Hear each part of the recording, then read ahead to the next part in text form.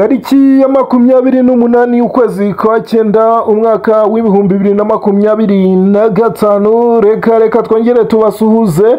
tubatere yambu cyane aho muri mugiye mutandukanye hirya no hino by'umwihariko abari mu mujyi wa Kigali twizere ko mumeze neza cyane amagare akomeje kugenda abaryohera cyane hirya no hino ku mihanda noneho kuri iki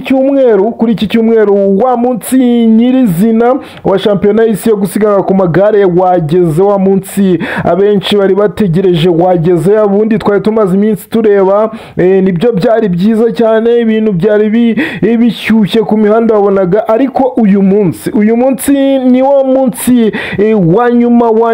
nyuma wa shampiyona y'isi y'amagare yari irimo kubera hano mu Rwanda shampiyona y'isi y'amagare 2025 ibyuko u Rwanda ari cyo gihugu cya mbere cy'Afrika cyakiriye ino shampiyona y'isi ni ntago tubigarukaho ibyo byo byamaze kuba amateka yamaze kuba yiyandika ariko kuri uyu munsi noneho ni umunsi udasanzwe kuri iki cyumweru aho bari buze kuba hakina abagabo bakuru mu minsi yashize mwagiye mubona ko hagiye hakina ibyiciro bitandukanye abakobwa batengeje imyaka 23 abatarengeje imyaka 19 abagore bakuru nabo barakinaga ku munsi w'ejo ariko noneho kuri uyu munsi uyu niwe wa munsi nyirizina uyu bundi baba benshi bakunze bigare bakunze kuvuga ngo uyu munsi niwo munsi w'igare uyu munsi niwo munsi w'igare dore ko kuri uyu munsi bari buze kuba bagenda ibirometero bigera kuri 267 n'ibice bitanu akaba ari rwo rugendo rurerure rugiye kuba muri iyi shampiyona y'isi y'amagare ubundi ku munsi w'ejo abagore bakuru baje kuba bagenda urugendo rungana na kilometero 164 n'ibice bitandatu ariko abagabo kuri uyu munsi bari buze kuba bagenda intera ya kilometero 267 n'ibice bitanu ni ukuvuga yuko bari buze gutangira mu kanya ku isaha ya 3:45 biteganyijwe ko umuntu wa mbere cyangwa se uri buze kwegukana ino shampiyona y'isi y'amagare aza kugera kuri KCC cyangwa Kigali Convention Center ku isaha ya 10:45 nibwo biteganyijwe ko ari buze kuba ahasesekaye Remy Coleman ndetse na Pogacar nibo barahabwa amahirwe kuri uyu munsi nibo bantu bari buze ariko by'umwihariko Pogacar niwe uri kuza guhabwa amahirwe uno munya Slovenia niwe urimo kuza guhabwa amahirwe yo kuza kuba yakwegukana ino shampiyona y'isi ku magare dore ko ari we nomero ya mbere ku isi kugeza kuri ubu ngubu mu gusiganwa ku magare uyu munsi baraza kuba bakoresha inzira zigiye zitandukanye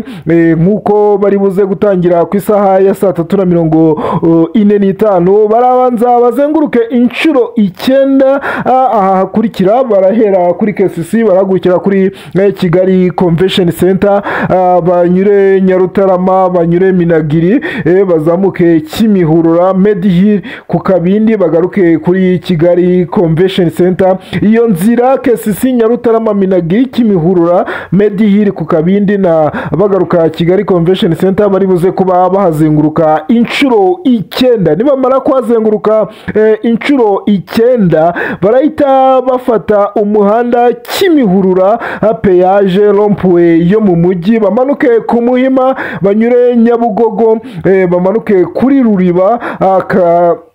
bazamuke Karama Norvege banyure Nyamirambo kuri Tapi Rouge bamanuke Kimisagara Kimihurura bazamuke peage rompwe yo mu mujyi ubundi banyure maze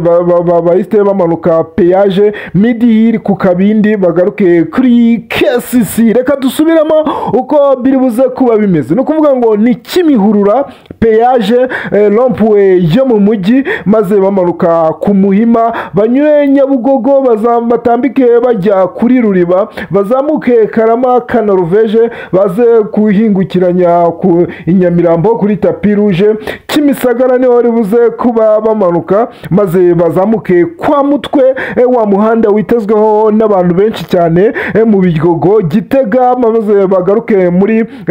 rompwe yo mu mujyi bamanuka Peage Medihir ku Kabindi bagaruka basoreza kuri KCC nibagera kuri KCC ntago baraza kuba basoje bamaze kunyura iyo nzira yose ahubwo bari buze kuba bazenguruka izindi inshuro eshatu bava kuri KCC n'ubundi bajya Nyarutarama Minagiri Kimihurura Medihir ku Kabindi baze kuzenguruka inshuro eshatu babone gusoza ni ibirometero byinshi cyane 267 biteganyijwe ko byibura umuntu uri bukore amasaha makeya cyane cyangwa se biteganyijwe yuko ubundi byibura amasaha agera kuri 7 niyo umuntu wa mbere ashobora kuza kuba akoresha amasaha 7 rwose niwe uri buze kwegukana ino shampiyona y'isi y'amagare ashobora kuza kuba akoresha ni kuri uyu munsi abantu ni benshi cyane kuri Kigali Convention Center mu mihanda yaza nko kwa Mutwe ni hamwe mu hantu haze kwitegwaho cyane n'aba basore bari buze kuba banyonga igare rwose kuri iki cyumweru shampiyona y'isi yo gusiganwa ku magare iraza kuba ishyirwaho akadomo yari imaze iminsi 8 yose ibera hano mu Rwanda iraza kuba iterekwaho akadomo rwose u Rwanda rwandika amateka agiye akomeye cyane Perezida wa Repubulika Paul Kagame ku mugoroba yaraye ahawe igihembo nk'icyumu gihabwa umuntu wakoze ibikorwa by'indashyikirwa muri UCI cyangwa muri shampiyona y'isi yo gusiganwa ku magare byibura kuba yarakoze kimwe mu bikorwa biremereye cyane ku isi bizagenda binagarukaho kuba yaratumye Kigali yakira shampiyona y'isi y'amagare bwa mbere mu gihugu cy'Afrika ni bwa mbere ku mugabane wa Afurika ni kimwe mu bintu bikomeye cyane yaraye anaherewe igihembo gikomeye yahawe na Perezida wa UCI uherutse no gutorwa muri manda y'indi myaka 5 iri imbere bwana Lamptey niwe waje kuba amuhereza kino gihembo tuva muri shampiyona y'isi y'amagare niyo nkuru iri kuvugwa mu Rwanda ariko ku mugoroba washize ikipe ya Rayon Sport yari mu gihugu cya Tanzania aho yari yagiye gukina umukino wo kwishyura wa CAF Confederation Cup maze isezererwa itararenga umutaru ikipe ya Rayon Sport yamaze kuba isezererwa muri CAF Confederation Cup nyuma yo gutsindwa na Singida Big Stars iyisuzuguye imikino 2 Arena Retour yayitsindiye mu Rwanda igitego kimwe ku busa ku mugoroba yaje kuba yitsindira muri Tanzania ibitego 2-2 nicyo kwibaza bareba bamwe bati ikibazo ni Pavel Nzira ariko Pavel Nzira nago ari ikibazo ahubwo Pavel Nzira yarokoye ikipe ya Rayon Sport dore ko ikipe ya Singida yarushije ikipe ya Rayon Sport mu mashyi no mu mudiho rwose byagaragara ni umukino watangiye ku isaha 12 kuri Azam Complex Stadium mu gihugu cya Tanzania ni stade ya Azam bigaragara yuko yari match iremereye cyane ikipe ya Rayon Sport yaje gutangira yataka ubona itera ubwoba ibintu bimeze nabi ariko nko guhera ku munota wa 20 ikipe ya Singida Big Stars yaje kugaruka maze igitutu yotsa umuriro imbere zamujya ikipe ya Rayon Sport biza kurangira umuzezamu Pavel Nzira turaza kugarukaho yagiye arokora ino kipe kora amasevu amwe agiye atandukanye ariko byaje gusaba umunota wa 37 kugira ngo abareyo aho bari bose bajye mu birere ngo bita Tambwe Glory kuri passe ya Abed Bigirimana passe nziza cyane terekamo igitego cyiza cyane ku munota 37 Tambwe Glory terekamo igitego cya mbere nyuma ya passe nziza cyane yambukiranye imipaka ya Abed Bigirimana ariko nibyo byishimo nibyaje kurutinda kuko nyuma y'iminota igera kuri 6 bamwita Idrissa Diamonde ku munota 44 yaje gufungura amazamu tera neza cyane deuxième poteau terekamo igitego cya mbere mbere cyo kwishyura kuri pase ya Elvis Lupia iterekamo igitego cyo kwishyura. Mu gice cya mbere kirangira ikipe ya Rayon Sports na Singida banganya igitego 1-1. Mu gice cya kabiri ikipe ya Singida yarushije ikipe ya Rayon Sports, ubona yuko Singida n'abagabo b'abapapa bakuze cyane bafite umubiri, bafite igihagararo, maze uwo bita Pavel Nzira yakoze amabara ku minota 57 nyuma yuko bari bateye koroneri bagashyira ku mutwe umupira, nta nubwo wari kugana mu izamu, umupira wari uri ku ruhande, maze uwo bita Pavel Nzira agiye kuwufata umunyura mu myanya y'intoki nk'aho utagiye hanze ugaruka mu kibuga wisangira umukinnyi wa bamwita Tachei, yaje kuba umusanga itadepozamo neza cyane igitego cyoroshye rwose. Uno munya Cote d'Ivoire yaje kuba aterekamo igitego cya kabiri cy'ikipe ya Singida Big Stars. Ubona ko ikipe ya Singida yaje gukina rwose umupira mwiza cyane,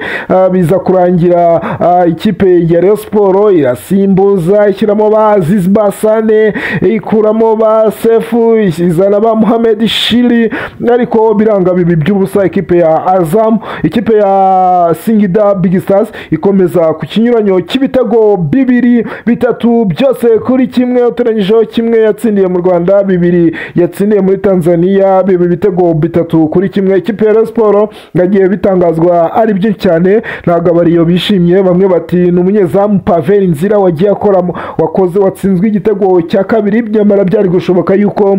dushobora kugaruka tugatsinda igitego cya kabiri ari twebwe, byahise bidukura mu mukino. Abandi bati Pavel Nzira nta kuntu atagize, yagiye arokora ikipe ya Rayon Sports. Ni byinshi birimo biragenda bivugwa, ariko Pavel Nzira nawe wakoze ikosa rya cyana, ikosa ritarekuye umunyezamu nka Pavel Nzira. Rayon Sports kuri iki cyumweru igomba kugaruka mu Rwanda, kuko ku munsi wo kuwa kane izakina n'ikipe ya Police Football Club kuri Kigali Pele Stadium, izaba ari saa 12:30 ku munsi wa kabiri wa shampiyona y'icyiciro cya mbere hano mu Rwanda. Ikipe ya Sport igomba kugaruka igafokasinga kuri shampiyona ndetse n'igikombe cy'amahoro. Iby'imikino nyafurika nabyo byamaze kuba bishyirwaho akadomo, nuko byifashe. Ikipe y'igihugu Amavubi y'abangavu batanegeje imyaka 20 nayo yatsindirwaga ibitego 4 byose ku busa mu gihugu cya Nigeria n'ikipe ya Nigeria mu mikino yo gushaka itike y'igikombe cy'isi cya 2026 kizabera muri Polonye umwaka utaha. Ikipe y'igihugu Amavubi yatsinzwe ibitego 4 ku busa, abakobwa rwose b'abangavu batsinzwe ibitego 4 ku busa, birangira ikipe ya Nigeria ikomeje mu cyiciro gikurikiyeho n'ibitego 5 byose ku busa. Uyu nguyu ni guverineri w'intara ya Uyo mu gihugu cya Nigeria, yageneye ikipe y'igihugu Amavubi amadolari 10,000 kuko baje ngo gukinira mu ntara yabo. Abashimira uburyo bitwaye, nubwo babashije kuba batsindwa, ariko yabashimiye uburyo bitwaye mu gihugu cya Nigeria, abagenera amadolari 10,000 byose. Nuko byaje kuba birangira, ariko hano haracyarimo agakroze, kuko ikipe y'igihugu ya Nigeria ishobora kuza guterwa mpaga bigendanye nuko umutoza wayo mwaramubonye yaje kuba atoza uno mukino kandi atari abyemerewe, nko byaje kuba bigenda. Yaje kuba atoza uno mukino kandi ngo afite lisanse C ya kafu, kandi kafu isaba lisanse A kugira ngo utoze ino mikino. No gutegereza twareba icyemezo kafu iri buze kuba ifata, ariko mu by'umwihariko Amavubi y'abangavu yamaze kuba asezerwa ku bitego 5 ku busa. Reka twerekeze ku mugabane w'i Burayi. Ku mugabane w'i Burayi ku munsi w'ejo barakinaga cyane, wari umunsi mubi ku bakunzi b'umupira w'amaguru, by'umwihariko turavuga abafite amakipe bagiye bafana, kuko byatangiye ku isaha ya saa 7:30 ikipe ya Manchester United ijya gutsindwa n'ikipe ya Brentford ibitego 3 byose kuri kimwe. Biza kuba birangiraho bita Thiago atsinda ibitego 2 bya Brentford, ndetse no bita Anthony Silva Silva aterekamo igitego. Benjamin Sesko ku munota 26 niwe waje kuba atsindira igitego kimwe rukumbi ikipe ya Manchester United. Manchester United ikomeje kugayika cyane. Bruno Fernandes ahusha penalty ya kabiri muri uno mwaka w'imikino,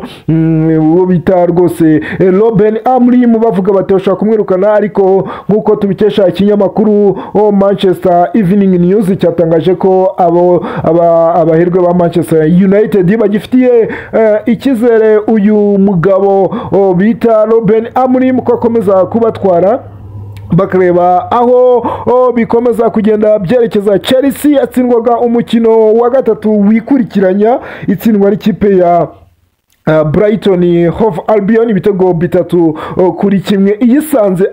Stamford Bridge mu rugo ikipe ya Chelsea. Enzo Maresca bikomeje kugenda byanga cyane, nyamara yakibanje, ariko biza kurangira Brighton bagarukanye batsinda ibitego 3 byose kuri